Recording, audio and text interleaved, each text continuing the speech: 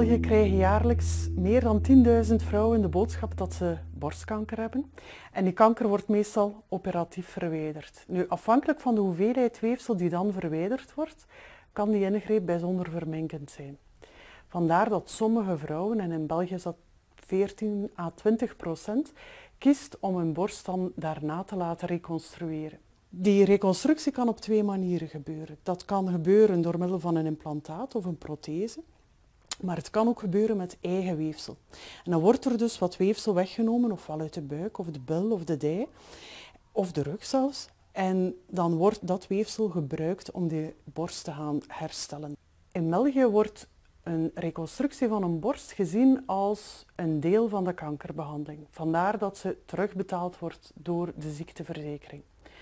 Nu, de plastisch chirurgen die dergelijke ingrepen uitvoeren, vinden dat hun ereloon voor zo'n autologe reconstructie dat die eigenlijk te laag is.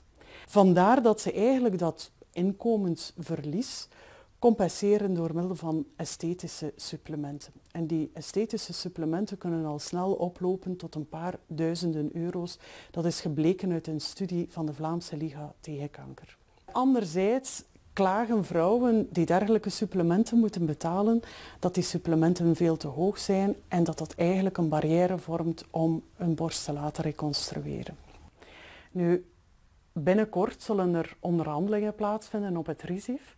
En het RISIF heeft aan het KCE gevraagd om ter voorbereiding van die onderhandelingen cijfermateriaal aan te leveren waarop zij hun besprekingen met de plastisch chirurgen kunnen funderen. Et donc nous avons accepté cette mission, mais en sachant dès le départ que la tâche serait extrêmement compliquée. Pourquoi? Parce que pour pouvoir définir ce que serait un honoraire juste, équitable, cela ne peut se faire que relativement aux autres honoraires, aux autres rémunérations.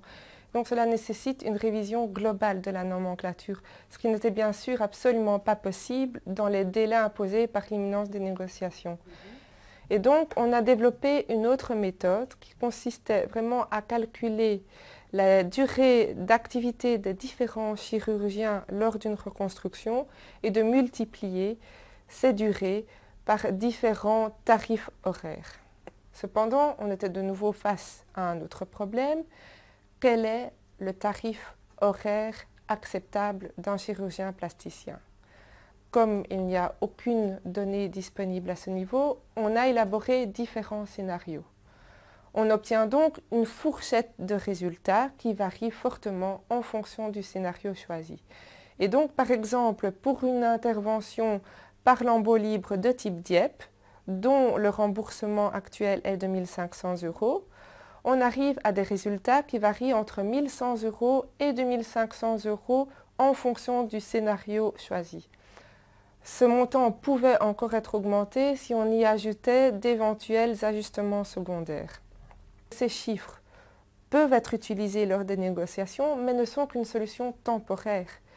Pour réellement déterminer ce qu'est un honoraire équitable, il faut être capable de déterminer quel est le tarif horaire acceptable de base d'un médecin. Donc combien doit gagner de l'heure un médecin.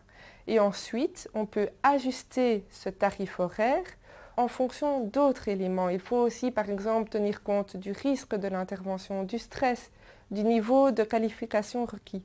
Et tout cela est un exercice beaucoup plus grand, est un vaste chantier qui devrait être réalisé dans l'avenir, mais qui n'a bien sûr pas pu être réalisé dans le cadre de ce rapport, étant donné les délais limités.